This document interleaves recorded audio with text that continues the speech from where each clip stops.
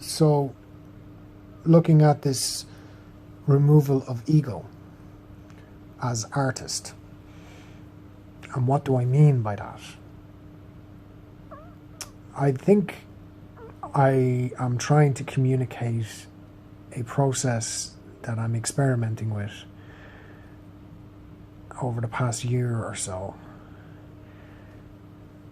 And when I say ego, I mean the identity of self as artist. The artist identifying themselves as an artist, which we're told is very necessary for many, many different reasons, which I won't go into here, but I'm questioning that. I'm analysing this. Is it necessary to identify as artist? Because there's many pitfalls with that.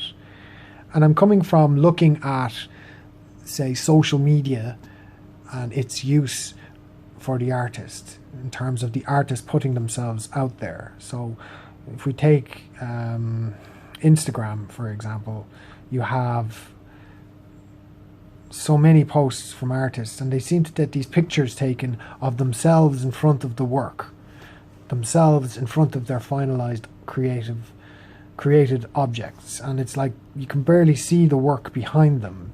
The artist is physically in the way, you can't see the work. So it's a promotion of themselves, it's a promotion of the person artist, the human being artist, rather than the actual work. I see this a lot. It's just an example I'm using. And I question that, you know. Is it the idea that people are in love with the idea of being an artist rather than the actual art itself? The idea of them creating art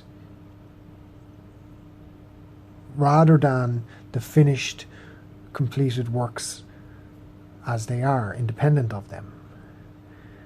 This is very interesting, because there's lots of pitfalls with that. And sure, we can discuss and talk about political art, and we can discuss the agenda in that. And I'm broadening it. I'm saying, like, for all artists, okay, what's our agenda? What is the actual agenda in a real, personal way? You know, what happens if we completely remove these egoic imprints we have of what it means to be an artist, what that entails?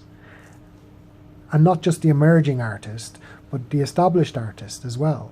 I always use Sean Scully as an example, you know, who I consider to be a screaming narcissist.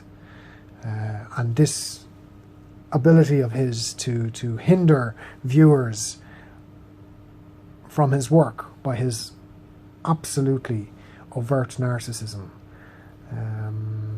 If you just watch interviews with him, you'll understand what I mean very quickly when you see it, you know. And we all have this in us. We as artists, we have this agenda, you know, agenda. We want the world to see us and to hear us. And I think a lot of us have lost sight over the past few decades of what it actually truly means to be an artist.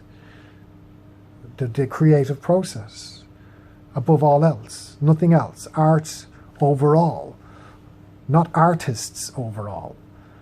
You know, I think we have lost sight in recent times, and I'm trying to establish that in my own practice. No ego, no self, just art.